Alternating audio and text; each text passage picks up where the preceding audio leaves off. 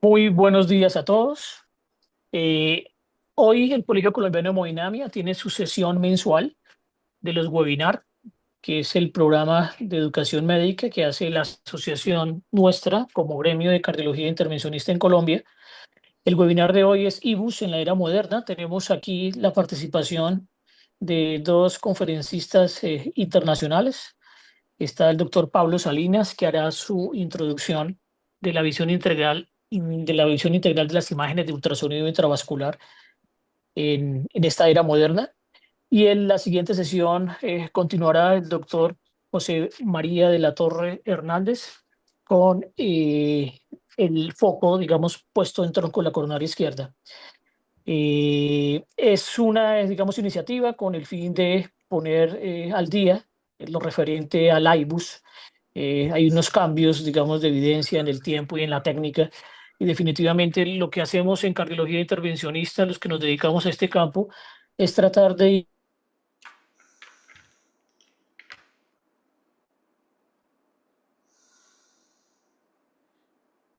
Yo he ir perdido el haciendo. audio. Nosotros hacemos los tratamientos que hacemos con el plan de una cardiología más de precisión.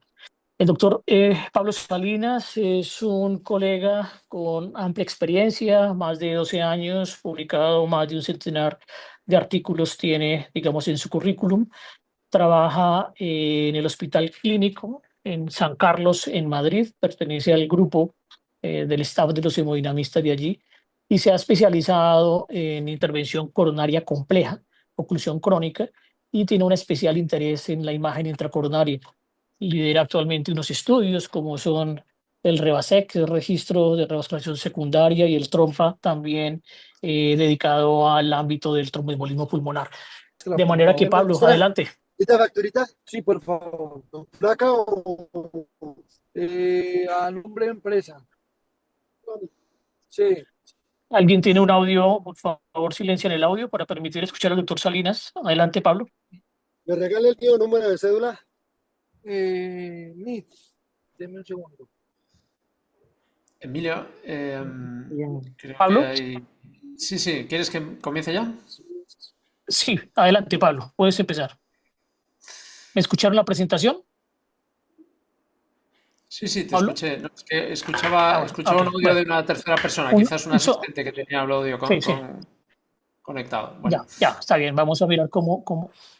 gracias, Emilio. Yo comienzo y si ves que hay algún problema me interrumpes y lo resolvemos. Muchas Muy gracias bien. por invitarme.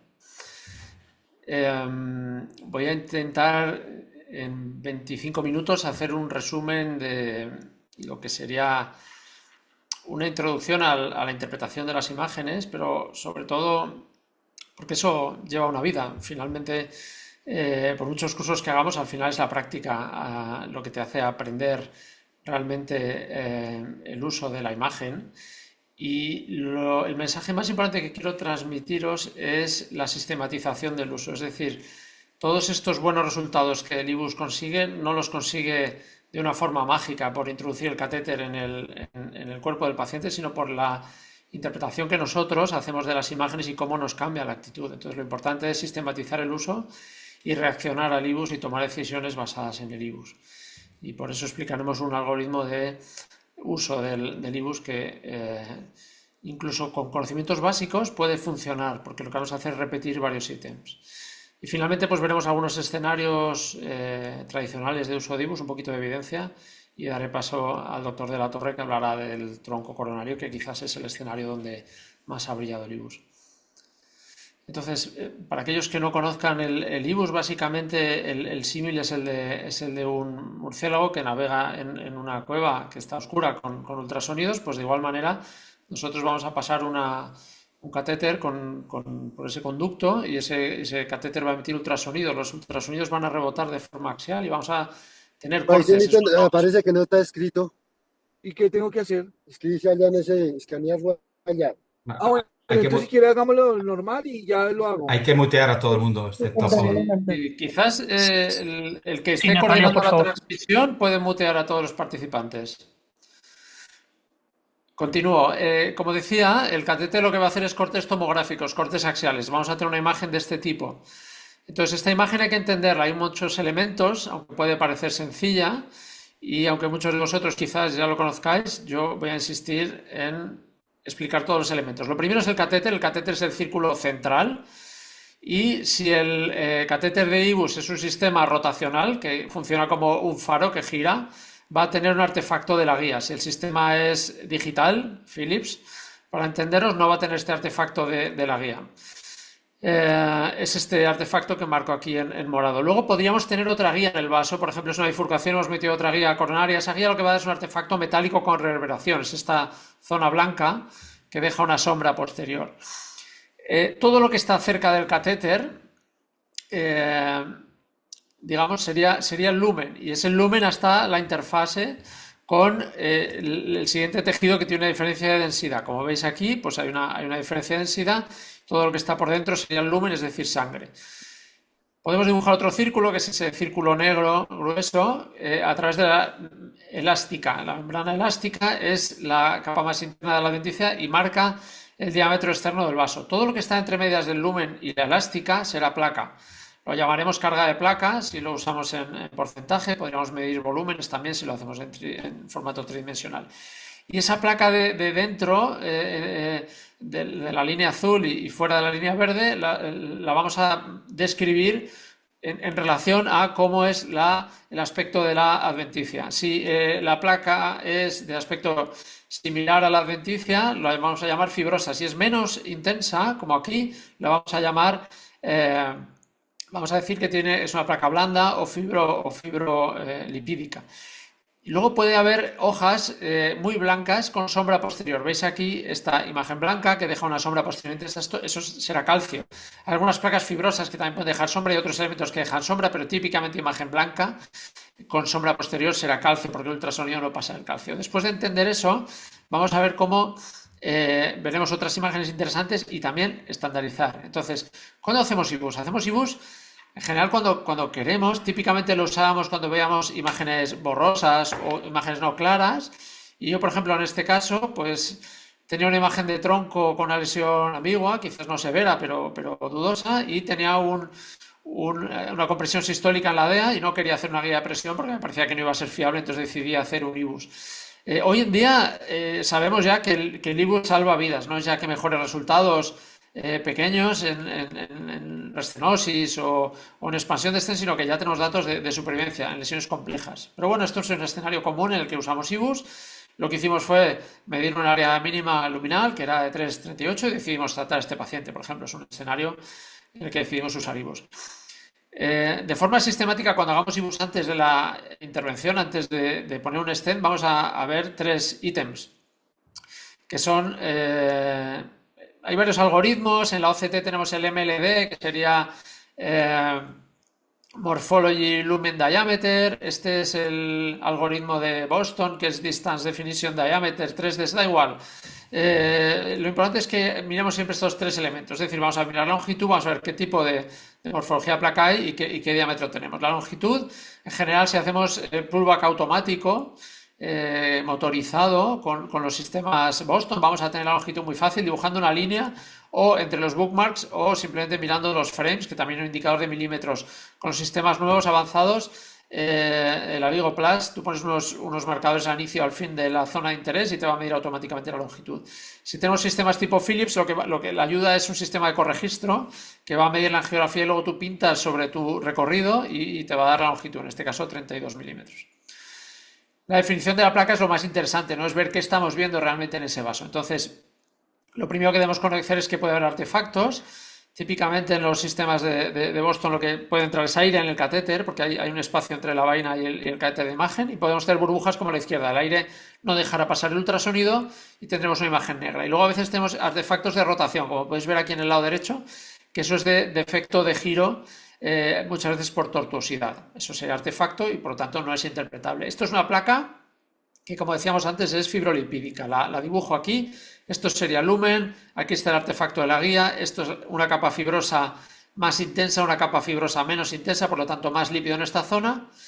Y ahora os pongo una placa que claramente, si la comparamos con la adventicia, es muy oscura. Es muy oscura, por lo tanto esto es una placa blanda, una placa probablemente vulnerable. No tenemos fiabilidad, definición, resolución para ver el grosor de la cápsula de, de fibroateroma, pero sí que podemos decir que esto probablemente es un pool necrótico. Y luego el calcio, más allá de decir hay calcio o no hay calcio, hay configuraciones. Por ejemplo, aquí tenemos un calcio superficial en un vaso pequeño que interesará tratar. Aquí calcio también superficial, pero en un vaso muy grande. Aquí fijaos que el diámetro marcado por estos puntitos es de más de 3. Aquí seguramente el stent no va a tener problemas de expansión. Luego podemos tener placa que es blanda en la superficie, pero en profundidad tiene calcio, por eso veis aquí bastante sombra. Podemos tener calcio más circunferencial, en este caso hay dos hojas de 180 aproximadamente, con sombra posterior y con alguna abertura. Y luego tenemos el calcio nodular. El calcio nodular protruye hacia la luz y tiene estos bordes abruptos y tiene un especial interés, especialmente ahora que estamos manejándolo sobre todo con Shockwave, porque no tenemos un manejo óptimo del nódulo de calcio, es un escenario que tenemos que identificar. De manera que básicamente vamos a buscar tres características básicas: si es lipídica o blanda, un síndrome coronario agudo; si es fibrótica o si hay calcio, necesitamos hacer modificación de placa. El siguiente y tercer ítem del PRE sería el diámetro. El diámetro lo podemos tener en el vaso nativo, esto sería el MLA, en este caso del tronco que os enseñé, pues tenemos una área mínima luminal MLA de 3,38, tenemos un diámetro de referencia y por lo tanto podemos medir una carga de placa que en este caso es casi 80%. No hay buenos parámetros para decidir intervenir, es decir, si la duda que tenemos es si tenemos isquemia en el vaso, lo ideal es hacer una guía de presión, pero sí que hay buena correlación con medidas para diferir. Tenemos mucha seguridad que si un tronco tiene un área de más de 6 milímetros, el tronco se puede diferir, se puede no tratar con seguridad, y si tenemos lesiones proximales en vasos principales, áreas de más de 4 claramente son de no tratar, de manera que el mensaje del IBUS es más de valor predictivo negativo, es decir, si no trato esta lesión no voy a tener problemas, pero no hay buenos predictores, aunque hay correlaciones de a partir de qué cifra debemos tratar, es decir, no hay ni un 2 ni un 3, eso hoy en día es territorio sobre todo de la guía de presión. Y luego vamos a medir las referencias, es decir, el vaso distal, lo que serían los brackets o los paréntesis en este diagrama, y ahí vamos a buscar diámetro. Puede haber dos maneras de medirlo, uno es medir el lumen y otro es medir la elástica, y vamos a redondear para buscar el stent, es decir, si medimos la elástica vamos a redondear hacia abajo, si medimos el lumen vamos a redondear hacia arriba, idealmente zonas sin calcio con carga y sin placa blanda, con carga de placa de menos del 50% en los bordes. Por ejemplo, aquí hemos medido esta área de referencia, que es 3,16 por 3,90 luminal, por lo tanto un stent de, vamos a redondear hacia arriba, 4, 4,5, y por elástica tenemos diámetros de 5, por lo tanto redondeamos hacia abajo, 4,5, este stent sería de 4,5 milímetros idealmente para tratar esta lesión. Bien. Resumiendo, distancia, definición o morfología y diámetro. Ahora vamos a ver qué miramos después de poner el stent. Después de poner el stent hay tres ítems. Uno sería el borde del stent. Queremos ver si hay disección o no. Hay veces que hay disecciones pequeñas que podemos no ver por angio.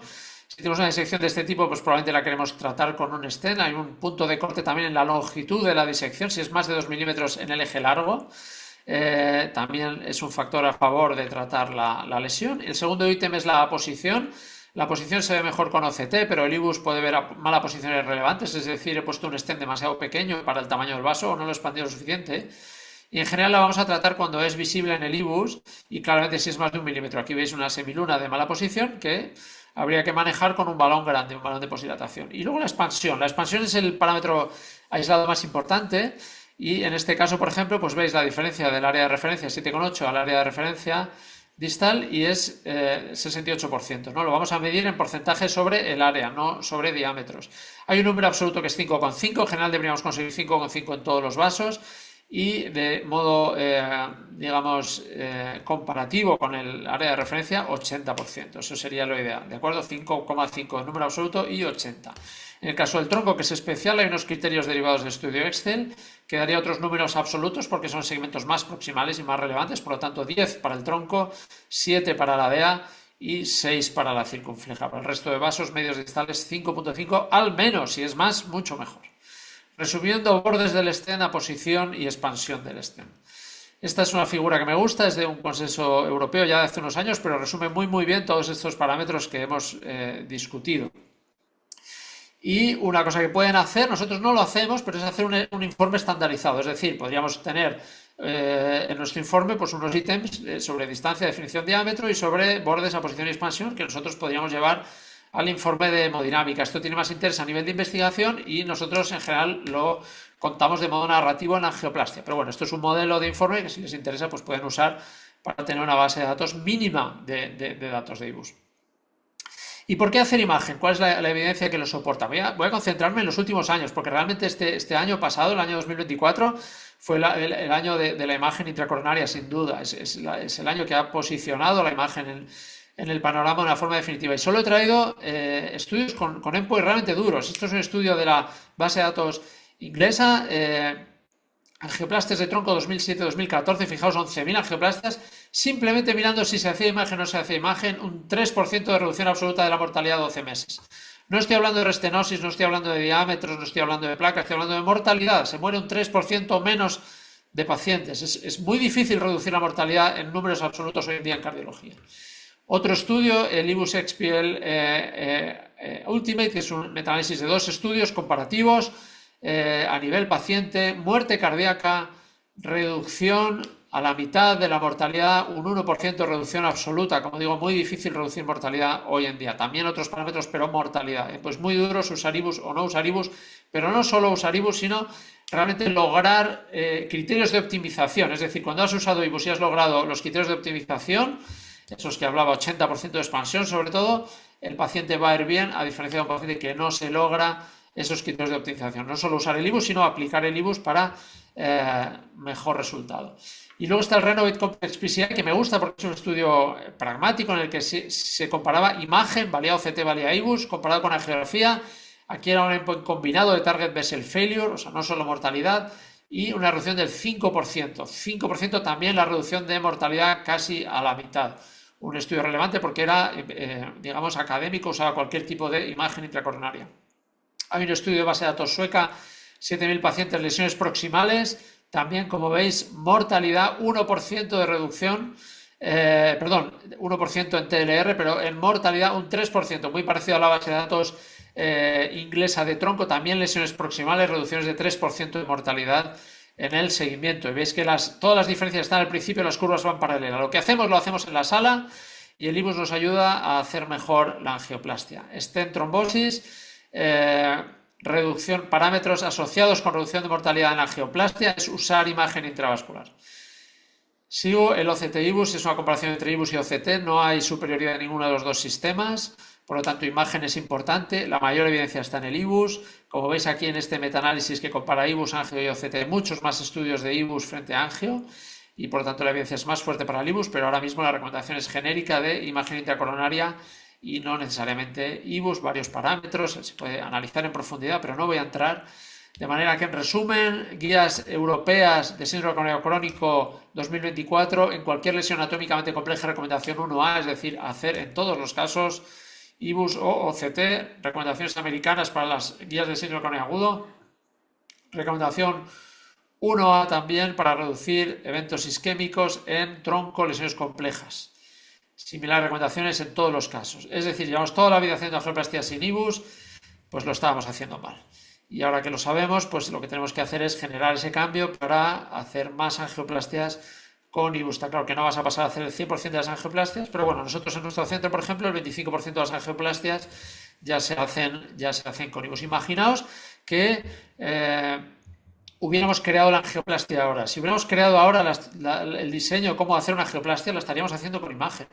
Nadie hace una TAVI midiendo con el eco transtorácico o haciendo un ortograma y midiendo el diámetro para poner una TAVI. Hacemos un TAC. ¿Por qué? Porque es un diseño de técnica moderno, pero la angioplastia la llevamos haciendo 50 años y por lo tanto hemos aprendido a hacerla basados en angiografía, pero realmente podemos hacerla mejor y la mejoría es con imagen. ¿Y en qué escenarios? Ya que no podemos hacer quizás por logística, por tiempo y precio el 100% de los casos, pues estos son los escenarios clave. Oclusiones crónicas, yo hago el 100% de las oclusiones crónicas con imagen.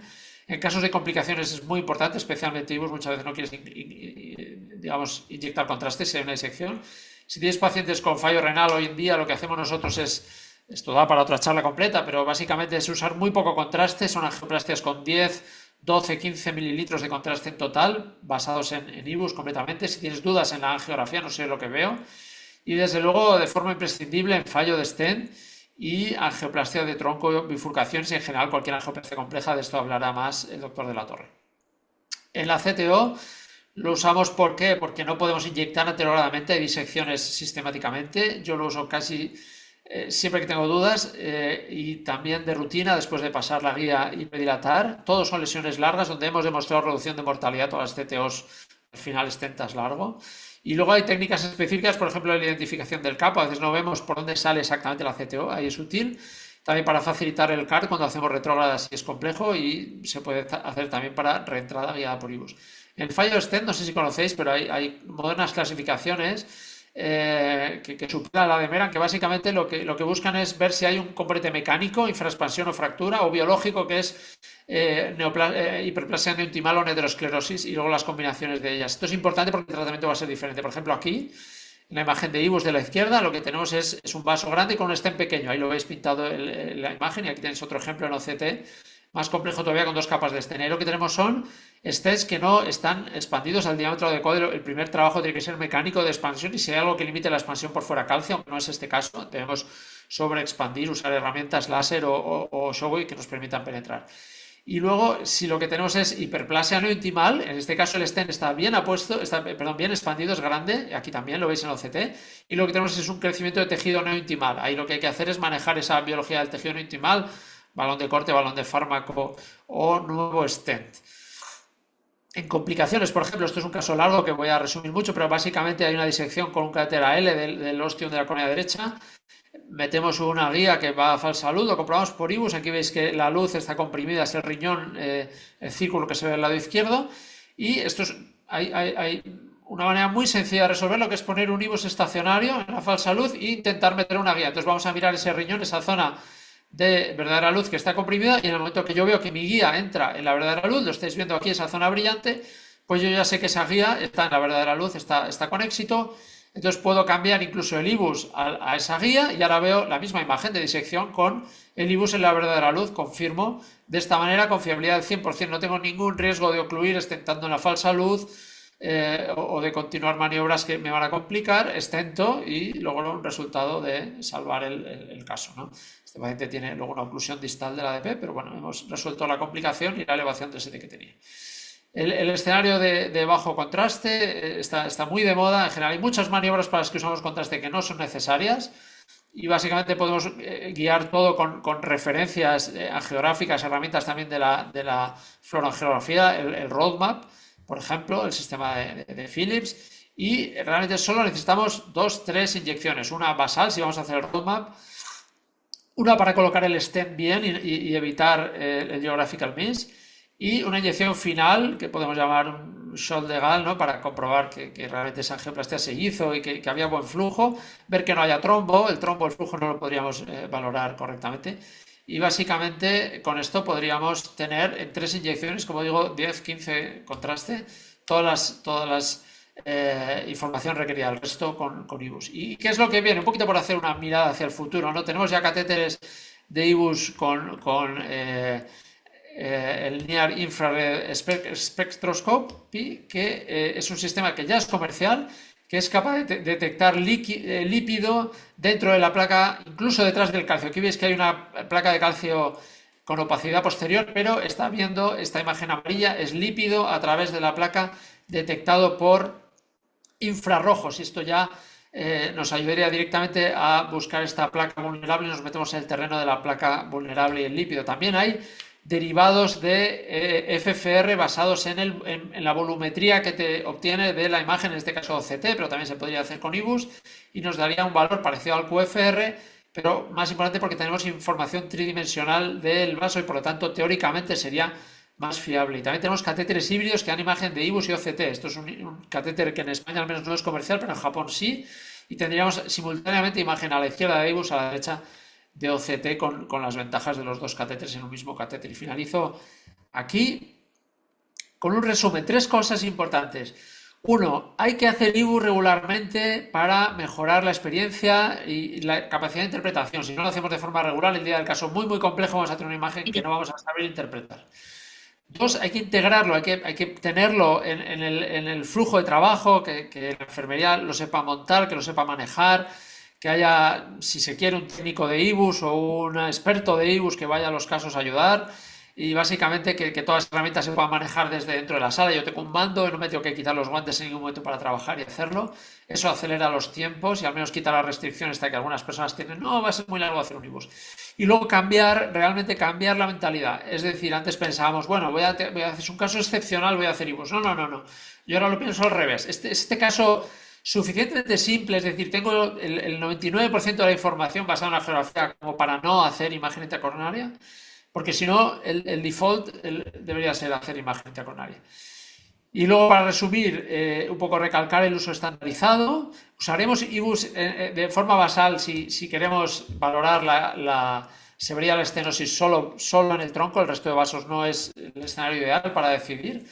Eh, Luego, si tenemos imágenes ambiguas, dudosas, cualquier cosa que tengamos duda. Y luego, en general, la angioplastia compleja salva vidas y está ya recomendado por todas las guías, tanto en síndrome cardíaco agudo como crónico. Antes del implante del Ester, recordar los tres ítems: la distancia, la longitud, la definición, morfología de la placa y los diámetros, tanto el mínima lumen area como el diámetro de referencia. Y después del implante del stent serían los bordes, buscar disecciones o geographical miss, es decir, que hayamos aterrizado en placa, ver la posición del stent que esté pegado a la pared y luego, sobre todo, lo más importante, la expansión, número absoluto 5.5 para los vasos en general, 10, 7 y 6 para tronco, DEA y circunfleja. Y en general, la mejor manera es medir 80% del vaso de referencia. Con esto termino, me quedo atento a las preguntas, quizás las hagamos al final, después de la exposición del doctor de la Torre, como digas, Emilio. Yo dejo de compartir y me quedo a la escucha. Listo, no, Pablo, muchas gracias. Excelente, digamos, visión integral sobre la imagen de ultrasonido intravascular. Vamos a pasar al siguiente conferencista. Presento al doctor José María de la Torre Hernández. Él es cardiólogo intervencionista ampliamente conocido. Trabaja en el servicio de cardiología del Hospital Marqués de Valdecilla. El recorrido del doctor de la Torre es amplio.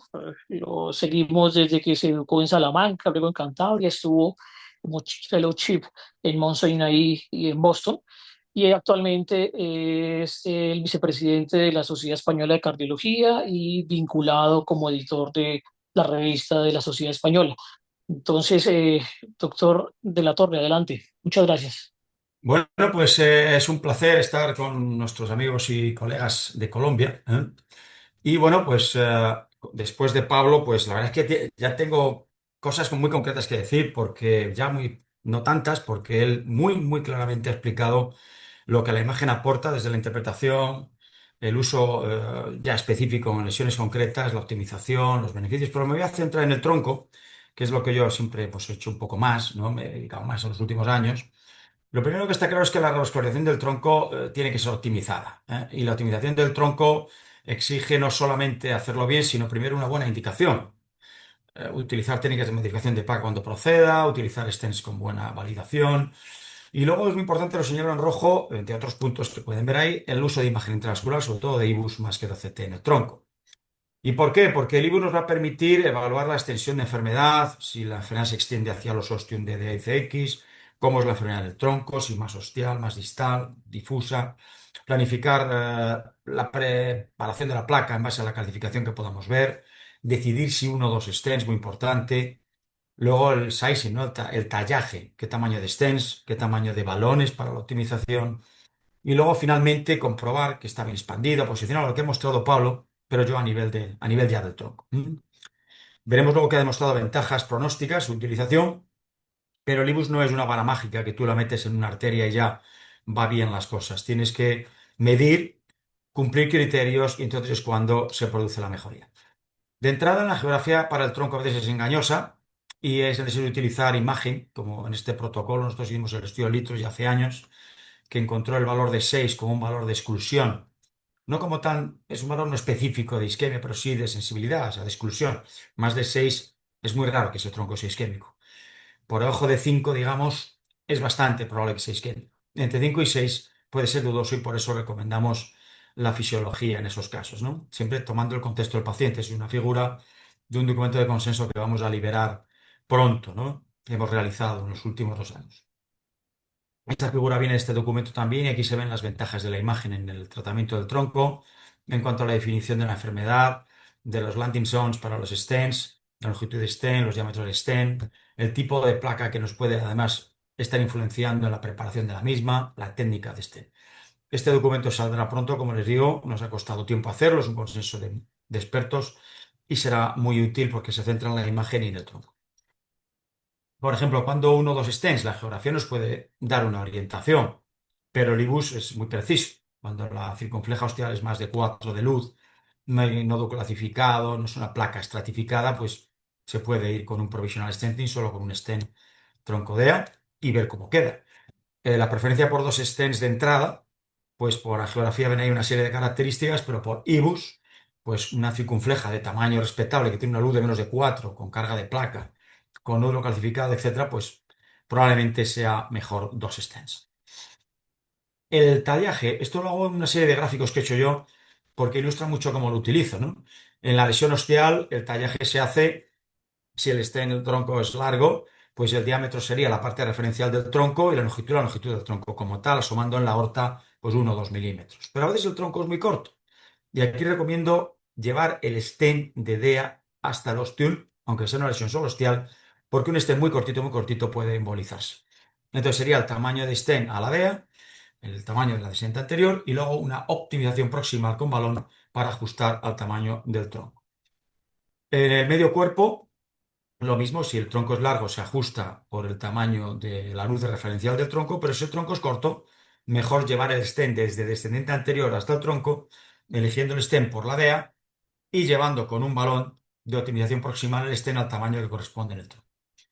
En la lesión más común, que es la distal, cuando la técnica es provisional stenting, porque la circunfleja, como en este dibujo, no está muy afectada, el stent va de DEA a tronco con un diámetro que se establece por el punto de la descendente anterior, donde la carga de placa es menor del 40-50%, y luego el balón de optimización proximal en el tronco se elige por la parte más sana que tenga el tronco.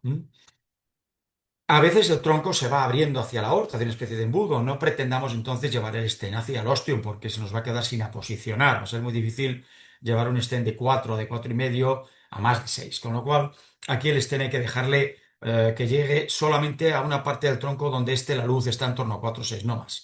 Quizás 4,5, 4, 5 como mucho. Por eso en esto la imagen también es muy útil. Y a veces hay que poner dos stents, como en este caso, donde tanto la descendente anterior como la circunfleja están comprometidas junto al tronco distal. Y aquí los stents se tallan en función de la luz referencial de D y de CX y según la técnica ya que usemos, si es que usamos culot o usamos una TAP o usamos un crash, pero el tallaje de los stents se haría así y el tamaño del balón para pot, como ven, con la luz proximal del tronco referencial. ¿Y qué pasa cuando el tronco está enfermo del todo? Muchas veces ves por la imagen que todo difusamente enfermo.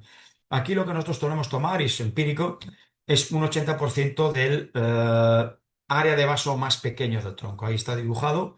La parte más pequeña quizás sería la del distal. Y ahí tomamos un 80%. ¿Por qué la menor? Pues para no producir rotura, que sería catastrófica en el tronco, ¿vale?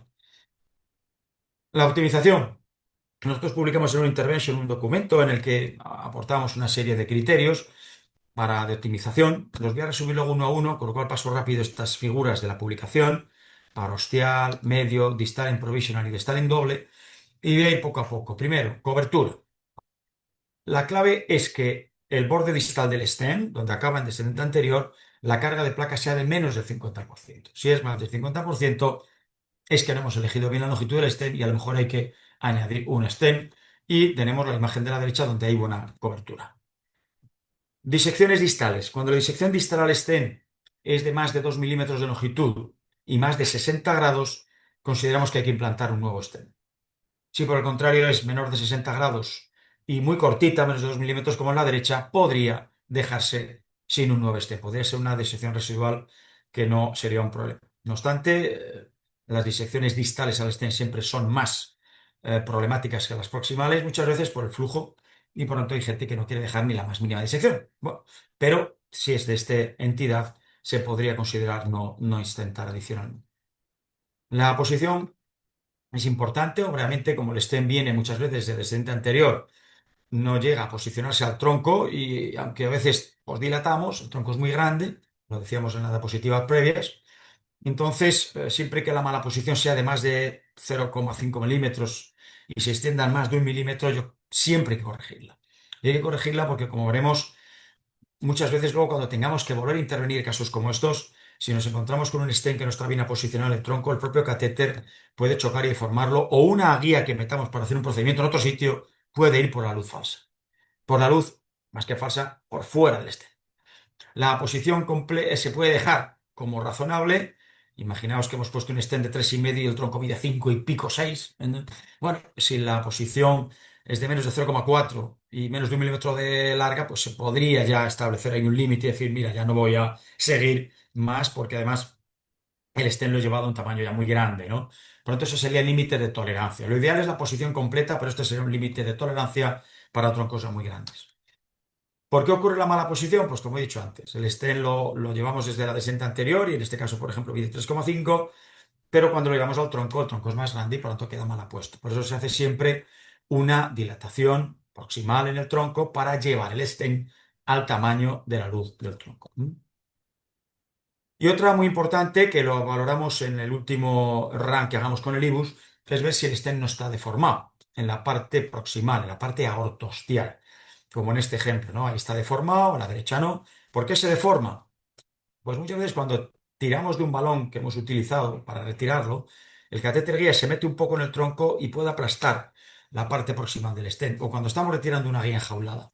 Todas estas maniobras meten el catéter guía para adentro y pueden deformar la boca de entrada proximal del estén. Por eso en el último estudio de IBUS hay que fijarse que esté bien circular, bien apuesto.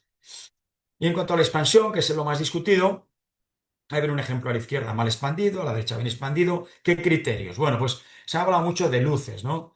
De qué luz mínima tenía que tener el stent, ¿no? Y se publicó la regla del 5, 6, 7, 8 por los coreanos de hace unos 14 años. Luego el grupo Estel, un estudio ya no en población coreana, sino occidental, de más tamaño, encontró otros criterios, 6 para CX, 7 DA, 10 tronco.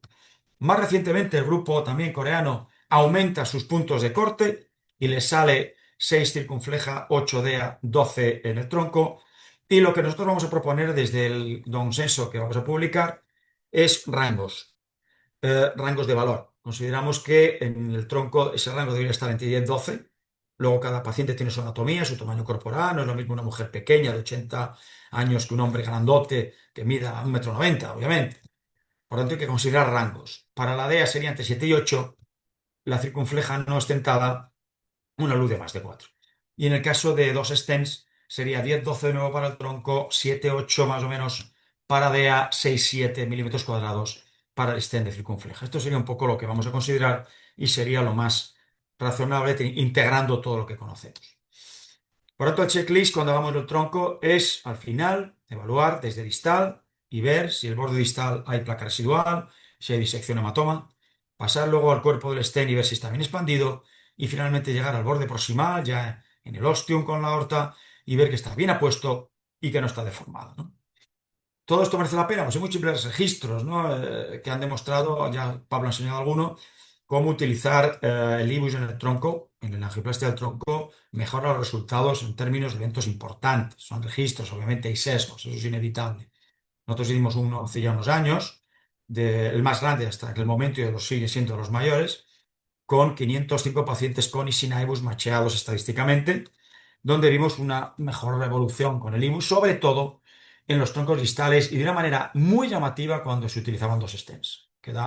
Eso no lo ha hecho ningún análisis, el nuestro sí, porque consideró incluso estos subgrupos y encontramos una reducción de eventos potente. Los metaanálisis, como digo, hay una reducción de muerte y de muerte cardíaca. El Excel Trial también encontró diferencias favorables al IBUS. El estudio Noble en su subgrupo de IBUS también. El Renovate en el subgrupo de tronco, como lo ven aquí, también favorable al uso de imagen. Ellos publicaron luego un metaanálisis donde se ve claramente que la imagen en el tronco también mejora resultados. Y otro metaanálisis mucho más reciente, con más estudios, que de nuevo reduce muerte y muerte cardíaca al uso de IBUS. Pero ya no es el uso de IBUS, sino también cómo lo usamos. En esta publicación nuestra vemos cómo el grupo de Angios es el que más eventos tiene. El siguiente es el uso de IBUS sin protocolo específico. Y el mejor grupo fue el IBUS Pro, que fue un grupo específico que creamos en el que se hacía IBUS, pero se establecían criterios a alcanzar. Se establecía a priori unos objetivos. Por lo tanto, hay que tener objetivos cuando se trata y eso mejora realmente. Hay un ensayo que acabamos de terminar, bueno, no acabamos, estamos a punto de acabar el seguimiento. Realmente la inclusión se acabó hace ya 2 años, que es el Optimal. Se han incluido 800 pacientes en 3 países y vamos a ver, porque es un randomizado, el primero que se hace ya adecuadamente IBUS, no IBUS en el tronco, con el tamaño potenciado, etcétera. La clase es 1A, como ha comentado Pablo, para el uso de imagen e intervencionismo, sobre todo en lesiones complejas, entre las que incluye el tronco del que acabamos de hablar. Por lo tanto, luego lo veremos en los casos que vemos a continuación, pero la conclusión es que la imagen intracoronaria en el tronco te sirve para indicar bien un procedimiento, para realizarlo indicadamente, para seleccionar la mejor estrategia en todos los aspectos, para identificar resultados subóptimos que puedes no ver por angiografía y ayudar a solucionar problemas mecánicos y complicaciones, ¿no? De alguna manera el procedimiento es más seguro y al paciente seguro que le va también mejor. Entonces, un poco lo que quería compartiros en cuanto a aplicación y ahora tengo un poquito unos casos. Voy de nuevo al Zoom para compartir otra diferente, de los casos. A ver cómo corren, porque me tienen que avisar si lo ven. ¿Lo ven bien los dos casos? ¿Sí? ¿Lo ven bien? Se ve bien, Chema. Vale, vale, vale, perdonad. Entonces, bueno, aquí voy a enseñar algunos, a ver cómo corre, porque lo hemos estado probando antes y parece que van un poquito lento la carga, no sé por qué. A veces el tronco no es lo que parece, ¿no? Por ejemplo, os voy a enseñar ahora unas imágenes angiográficas que finalmente no se correspondían con lo que luego vimos en la imagen, ¿no? Con la IBUS. Si las diapos van un poco lentas, no es por mi culpa, es por la culpa del ordenador. Aquí vemos troncos que dan imagen de, concretamente, se ha corrido dos imágenes, que ahora al darle 2 veces. A ver. Bueno, aquí está. Ven imágenes de aparentes estenosis ya de osteo y no de cuerpo que no se corresponden con nada. Y es porque el IBUS dobla, el catéter dobla, mejor dicho, al tronco y genera falsas estenosis. A veces un remodelado constrictivo también puede dar una estenosis y no es por espasmo, porque se hizo con nitro, esto está descrito. Y aquí es bueno identificarlo porque una angioplastia aquí puede romper el vaso, ¿no? Hay que tener mucho cuidado en estos casos, ¿no? En los que la causa de la estenosis es realmente un remodelado constrictivo. Y este es un caso curioso porque ves la geografía en una paciente con un electro de tronco y piensas que ese tronco difuso es culpable, aunque no es tan crítico. Y luego cuando vemos el IBUS, pues la sorpresa es que es realmente un vasoespasmo que está en resolución. Donde está la placa más es la descendente anterior.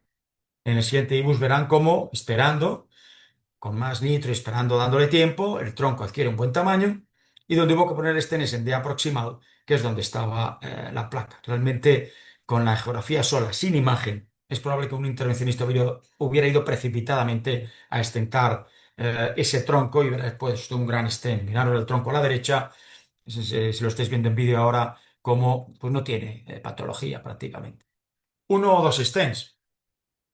Pues un ejemplo es un tronco distal, como el que ven ahí, con una geografía compleja de decidir si la DEA o la circunfleja, que es grande, están afectadas. El IBUS muestra una gran afectación del tronco. En cambio, en la descendente anterior la afectación es más moderada, límite, y en la circunfleja es más ligera. Con lo cual, en un caso así, ya estamos muy tranquilos. Solución, tronco IDEA STEM de 4,16, Proximal Optimization con 5 y queda un resultado perfecto con un solo stent. En este caso, por el contrario, vemos una bifurcación complicada que afecta a los dos vasos de ahí circunfleja con calcio. Y aquí el IBUS al menos nos confirma que hay enfermedad de los ostium, cierto, pero es una enfermedad excéntrica, calcificada y que se puede lograr expansión de los stents. Aquí, obviamente, el resultado tiene que ser con dos stents porque están comprometidos tanto dia como circunfleja y ven el resultado con dos stents que sale bastante bien. Este es un caso con una lesión difusa del tronco. Como se cae la presión, yo inmediatamente coloco guía, que la tengo ya precargada en el catéter cuando sospecho tronco y así no tengo tiempo de isquemia. y ya con las dos guías tengo libertad de quitar un poco el catéter que no haya caída de presión, ¿no? Hacemos la imagen y por circunfleja vemos que el tronco obviamente está muy enfermo, una luz de 4,1 y la circunfleja tiene una luz de 6,8. Tiene algo de placa, pero no está mal. Y por la descendente anterior nos encontramos de nuevo con el tronco, como he dicho, distal, con una luz de en torno a 4 y la descendente anterior una luz de 6,6 en la parte ostial, etcétera. Con lo cual, está claro que es una enfermedad sobre todo de tronco distal, con una afectación menor de la circunfleja, algo mayor de la DEA. Por lo tanto, está claro que es provisional stenting, no necesitamos dos stents, y va a ser un stent tronco DEA, ¿no? Y así es lo que se hace. Un stent de tronco ADEA con POT y una luz final de cerca de 9 en el tronco, cerca de 7 en la DEA. Es una persona, una mujer mayor, pequeña. En su momento se consideró suficiente esa luz en el tronco. Podía haberse lógicamente optimizado más, pero el operador consideró que ya había llegado un poco al límite. Este es un paciente con una DEA proximal severa y también un tronco que es complejo porque es muy corto. Realmente es un tronco cortísimo y con una imagen de Hardiness, etcétera, es difícil saber que está enfermo en ese tronco y cómo tratarlo, ¿no? Entonces hicimos IBUS y vemos que el tronco tiene una afectación importante, que tiene una luz mínima de 5,5. La descendente anterior tiene una afectación con calcificación, pero no demasiado relevante, pero tiene algo. Y lo que sí que está afectado es la circunfleja. La circunfleja tiene una placa que tiene aspecto en estratos, incluso con disección o rotura hemorrágica interior, o sea, con complicación. La placa de CX no es como la geografía sugiere, es bastante más compleja. Por lo tanto, es una situación en la que tenemos tronco distal, de circunfleja afectada ostial y una DEA no muy afectada. Soluciones. Alguien podría pensar en un provisional hacia circunfleja, pero en este caso, legítimamente, bueno, el operador considera que dos stents, ¿no? Porque la descendente anterior es la descendente anterior y también tiene su placa, con lo cual hace una técnica de culot, habitualmente como ya conocemos, y bueno, al hacer el IBUS para comprobar se encuentra con lo que van a ver ahí desde D, desde circunfleja, que es un mal kissing. Realmente el kissing que se ha hecho no está bien. Si ven el stent de circunfleja, está como una semiluna, prácticamente está crasheado, ¿no? Significa que el kissing ha penalizado la circunfleja. Esto es importante verlo siempre. ¿Qué hay que hacer? Pues hacer un buen kissing. A veces exige aumentar el tamaño, utilizar balones no compliantes, misma presión, etcétera. Y al final, tras un kissing más óptimo y un repot de nuevo, ya tenemos un kissing mejor. Ya la imagen de los stents es más como en gafas, en prismáticos, ¿no? En anteojos. Son dos círculos y por lo tanto quiere decir que ha habido un buen balance en el kissing y que por lo tanto la necorina es más simétrica. Por lo tanto, esto es muy importante. Ahí ven como la guía que venía desde uno de los vasos, pues va a aparecer luego ya la neocarina y aparece el tronco como ya estamos viendo ahí. Por lo tanto, es importante. Aquí las luces fueron muy óptimas, tronco 12, DEA 8,3, circunfleja 7,4, dentro de ese rango de áreas que comentamos en la primera presentación. En cuanto a la calcificación, lo enseñé antes este mismo caso. No se fíen solo de la angiografía. Aquí dio mucho miedo pensando que iban a ser anillos concéntricos de calcio. Al final fueron estructuras nodulares, etcétera, que se pudieron vencer mejor con la terapia intervencionista, como ven aquí. No perder el objetivo, los targets, ¿no? En el tronco. Este es un ejemplo de un paciente con una lesión en tronco distal. ¿eh? El operador consideró sobre todo tronco distal severo, no consideró en el ostium nada. Lo trató sin IBUS, le puso un stent 320 tronco DEA, un POD de 3,5, pero el problema es que esto 3 meses después viene con angina, tiene una prueba de estrés positiva y la geografía no es concluyente. Se ve un ostium del tronco que no está claro, pero lo que sí se ve por IBUS, y vamos a ver, es que el ostium no estaba cubierto por el stent, tiene placa, una placa blanda, irregular, y vemos que el stent aparece un poco después, con lo cual no se cubrió bien el ostium, algo que hay que hacer ahora. Para ello, utilicé la técnica de estabilización, que es una guía flotante en la aorta, para que el catéter guía no se meta en el tronco, y con esa guía flotante puedo colocar el stent ya en la zona aortostial y parte proximal, un poco largo para que enganche con el stent previo y una buena postdilatación y bueno, pues quedó ya un buen resultado de ese tronco en dos etapas. Debería haber sido solo en la primera, pero es un ejemplo de que cuando no se hace IBUS, pues uno puede dejar problemas en herencia, ¿no? Este es el resultado final, ya con una geografía que es claramente pues, mucho mejor que la previa. A veces la geografía es muy optimista y se pueden ver cosas por imagen intravascular. Por ejemplo, vamos a ver ahora un primer caso, a ver si se puede ver la presentación. Muchas de la geografía no tiene sensibilidad suficiente, por ejemplo, para detectar si existe una mala aposición o si existe una mala expansión del estén. Nos está moviendo la presentación. A ver. Ahora, este es un tronco distal con afectación de CX, sobre todo también proximal. Ven aquí placa en el tronco medio, tronco distal también enfermo, la circunfleja ostial con una placa incluso rota, la DEA menos afectada. El operador hace las medidas correspondientes, hace una técnica de dos stents y, aunque angiográficamente arriba, en la imagen geográfica que hay ahí, parece que está bien, la expansión del stent en el tronco es de un 76% y se ve que hay mucha placa, que es una expansión insuficiente, ¿no? La expansión en descendente anterior y circunfleja es buena, más del 90%, la neocarina es simétrica, pero está subexpandido. Esta es la imagen geográfica que no difiere mucho de un stent ya más expandido en la zona medio distal del tronco, ya del 97%. Por lo tanto, está claro que tiene mucha más sensibilidad para detectar los problemas el IBUS que la geografía. Este es un ejemplo de un tronco distal. Se trata con stent 3,5-20 tronco DEA, se posdilata hasta 4,5. Hubiéramos pensado que queda bien, pero queda en una mala posición muy grave todavía en el tronco. En la tronco más distal está bien, pero en el tronco más proximal está mal puesto. Aquí voy a utilizar un balón semicompliante. Siempre lo digo, cuando se trata de posicionar, no tiene por qué ser un balón no compliante. Simplemente queremos llevar el stent hacia la pared. No hay resistencia ninguna. Y además podemos aprovechar ese carácter semicompliante para llegar a 5,3, como en este caso, ¿no? Que queríamos llegar. Un no compliante es ideal para expansionar, para lograr expansión. Pero en este caso, para posicionar y llegar a un término medio, 5,3, 5,2, pues un semi de 5 fue muy óptimo. Y luego el legado de un resultado subóptimo, ¿no? Que es, lo hemos dicho, si no posicionas bien el stent, ¿qué puede ocurrir? Pues este es un paciente que tenía un tratamiento de tronco DEA en el 21 con un stent, tenía otro stent en la DEA, otro en circunfleja, y viene por un cuadro de angina, etcétera, con una restenosis que ven severa en la DEA media, que se planeó tratar con balón farmacoactivo. Eh, ¿Qué pasó? Bueno, pues al pasar las guías, logra imposible pasar un balón. Y lo que hicimos fue, tranquilos, no apretéis más, vamos a ver con IBUS y vimos que estaba claro que una de las guías, la que iba descendente anterior, iba por fuera del stent en la parte inicial del tronco. Ven a la derecha, el stent que está arriba y el IBUS que va por debajo. Estamos fuera, porque no estaba bien aposicionado seguramente. Ya se reposiciona con imagen en directo, como mostró antes Pablo para el caso de disección de la derecha, se toma ya, se pasa ya la guía por el stem por donde tiene que ser y entonces ya se comprueba.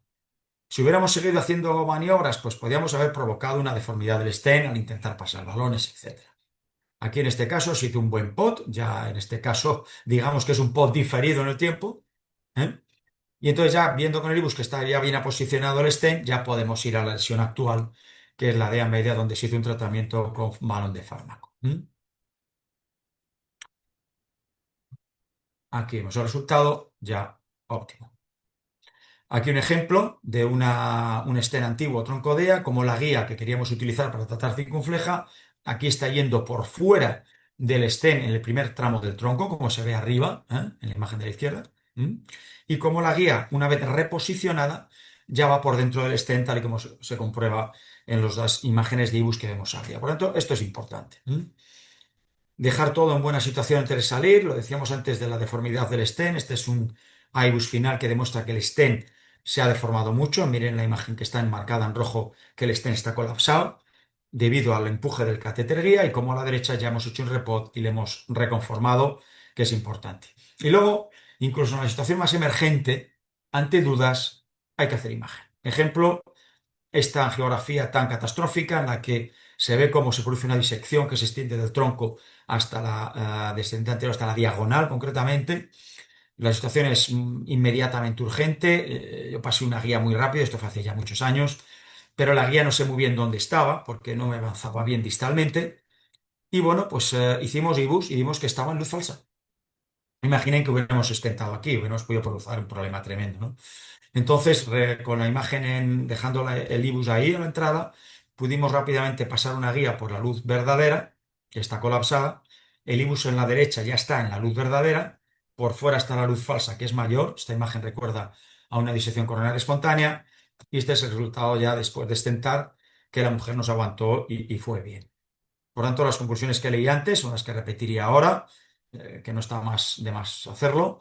Con la imagen intracoronaria evitamos la realización de angioplastas no indicadas en el tronco, establecemos una buena indicación, seleccionamos la mejor estrategia, identificamos los resultados subóptimos que no se pueden a veces ver por angiografía, ayudamos a solucionar problemas y complicaciones y hacemos un procedimiento más seguro que mejora el pronóstico del paciente. Por tanto, esto es lo que les quería contar y muchas gracias por la atención. Doctor José María, muchas gracias. Definitivamente muy didáctica y práctica, digamos, se ve, digamos, la experiencia en el manejo del tronco a través del tiempo.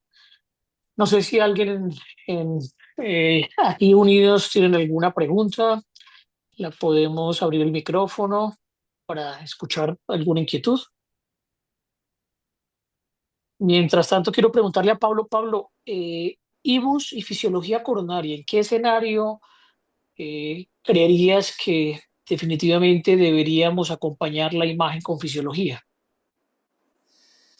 Bueno, no hay ninguna contraindicación de acompañar la imagen con fisiología. Es decir, que cuanta más información tengas sobre una determinada anatomía geográfica, mejores decisiones vas a tomar, siempre y cuando tengas claro para qué vas a usar cada cosa. De forma genérica, la guía de presión la vamos a usar para tomar una decisión de si debemos tratar o no ese vaso, fundamentados en la carga de isquemia que tiene, y luego esa angioplastia la vamos a hacer de forma óptima con la imagen intracoronaria. De manera que no son elementos contrapuestos, aunque muchas veces, pues por ahorrar costes, pues vamos a decidir, no vamos a hacer IBUS, vamos a hacer guía de presión. Pues a lo mejor para el tronco el IBUS te resuelve todas las dudas y a lo mejor para el resto de vasos la guía de presión es más útil en el sentido de valorar si hay carga de isquemia. Eso no quiere decir que la guía de presión del tronco no funcione, por supuesto funciona y la usamos regularmente con la limitación de que tienes que hacerla en los dos vasos para tener una imagen completa también de la afectación, pero no se contraponen. Creo que es, bueno, simplemente mandar el mensaje de que no están opuestas, sino que dan información complementaria. Ok, Pablo, mil gracias.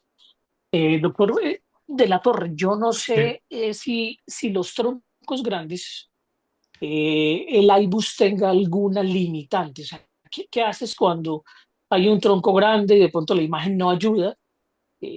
No tanto en obstrucción, obviamente estenosis, más pensando en un hematoma, en disección.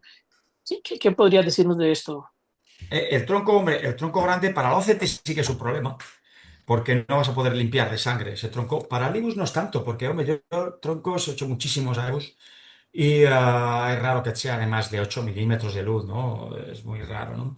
Y tienes la posibilidad de aumentar la escala con el IBUS, ¿no? Entonces aumentas la escala con el IBUS, lo modificas en el equipo y entonces ves el tronco, aunque mida 10 milímetros, lo vas a ver bien. Por lo tanto, ya digo que para el OCT sí es un problema, pero el IBUS, el tamaño de tronco, no va a ser un problema nunca. Yo nunca he visto un tásico gigante de esos de 15 o 20 milímetros. Bueno, incluso tienes la opción de pedir un IBUS periférico. En ese caso, llamaría a los radiólogos y oye, ¿me traes un catéter de IBUS periférico que tengo un tronco gigante? Pero no es un problema, habitualmente.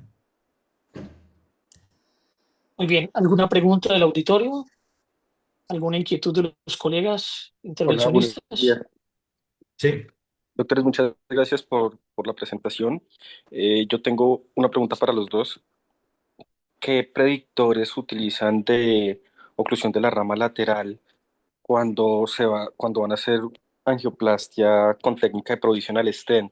Hay descripciones del grupo de Manuel Pan del signo de la ceja.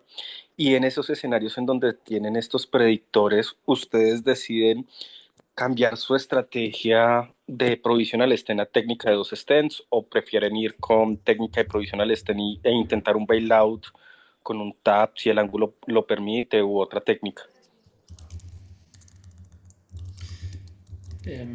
Yo por mi parte lo que contestaría es que los criterios modernos, vamos a ver, el signo de la ceja es útil, es valioso, pero no, digamos que no creo que sea ahora mismo el decisor fundamental para usar una técnica de doble stent o no. En general, lo que vamos a usar son los criterios de definición y lo que vamos a buscar son anatomías complejas en los que tengamos, digamos, preferencia para amortizar el riesgo de una técnica de doble stent. O sea, yo creo que tenemos que admitir todos como operadores que la técnica de doble stent es más compleja, hay mucho más riesgo de eh, problemas, de complicaciones, de todas esas incidencias que han estado enseñando Chema y que no hacemos tantas angioplastias de doble stent. Entonces tenemos que tener muy, muy, muy claro que va a merecer la pena al paciente para hacer una técnica de doble stent. Básicamente cuando hay enfermedad de todos los ostium y esta enfermedad se extiende al menos 10 milímetros, pero hay unos criterios más modernos, quizás que el signo de la ceja. El signo de la ceja es valioso y lo que está transmitiendo es un desplazamiento de la carina. Pensad que ese signo de la ceja se desarrolló antes de las técnicas modernas de bifurcación con POT y con kissing. Ahora mismo el POT lo que hace es una dilatación del vaso proximal sin tocar la carina, de manera que todos esos desplazamientos de carina que se veían antes era porque cruzábamos los balones del main branch al vaso proximal y eso es lo que hacía el desplazamiento del vaso. Ahora mismo se hace un manejo un poquito diferente. Sí, yo en la línea que lo dice Pablo, totalmente de acuerdo, ¿eh? Mira, geográficamente, si tú tienes una rama lateral que mide 2 o más milímetros, obviamente, mide 1,5 milímetros, oye, mira, pues, 1 milímetro, si se ocluye, da igual. Pero si es 2 milímetros o más, el factor que más te va a predecir su compromiso es una lesión muy severa y de más de 5 milímetros y una angulación cerrada. Porque en esos casos puedes tener compromiso, con lo cual ahí predilatarás, dejas una guía protectiva, exactamente, ¿no? La imagen, no hay, puedes intentar meter una IBUS presente allí, pero no tiene mucho sentido. Yo creo que en las ramas, no el tronco, las bifurcaciones no troncales.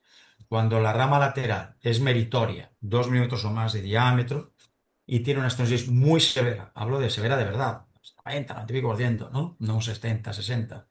Y esa enfermedad se extiende más de 5 milímetros, pues ahí hay que tener cuidado, sí. Ahí a lo mejor puedes ir con dos stents, pero puedes hacerlo provisional también. Predilatas los dos, pones tu stent, dejar la guía protegiendo, y si se compromete, pues es recruzar, ¿no? Como dice Pablo, las técnicas de los stents que tuvieron mucha moda, yo cuando empecé en el principio de los 2000 hacíamos mucho doble stenting, luego se vio que la geografía era muy bonita, pero los resultados eran peores. Y con el provisional se obtienen resultados que a lo mejor geográficamente no son tan bonitos, la rama lateral queda peor.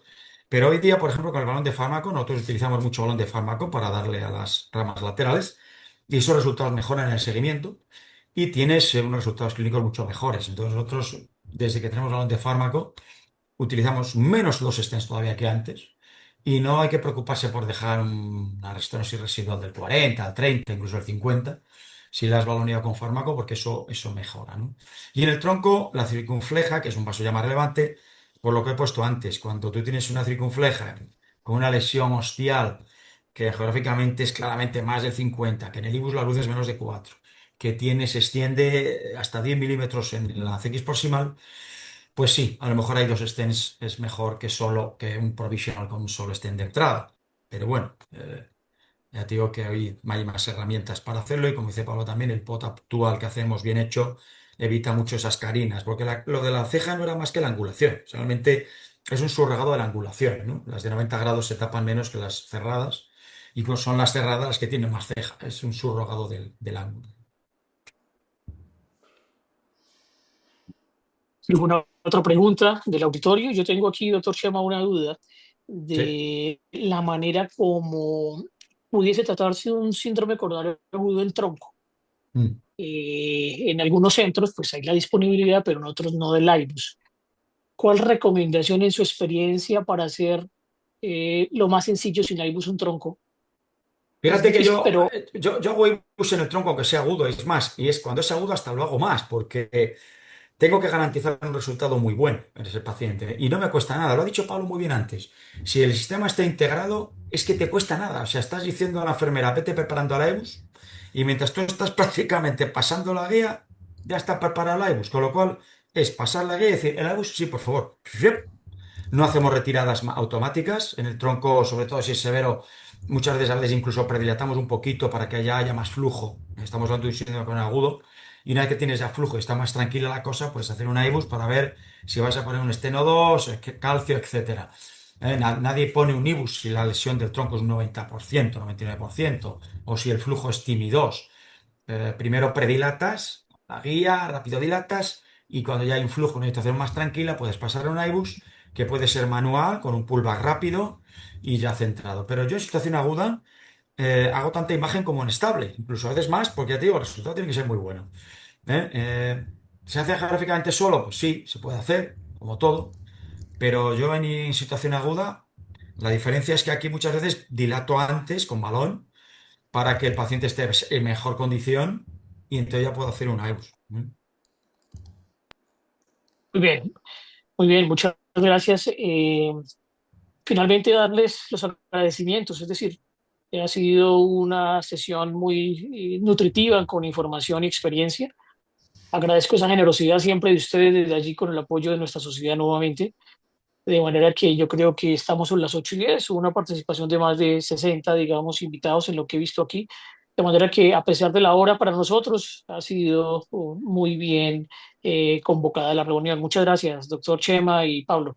Muchas gracias, Emilio, y a todos los colegas de Colombia, ¿no? Esperamos vernos ya en persona en otros eventos. Claro que sí. Igualmente, un saludo desde Madrid. Hasta luego. Y de Santander. Venga, hasta luego. Bueno, Dios. Adiós.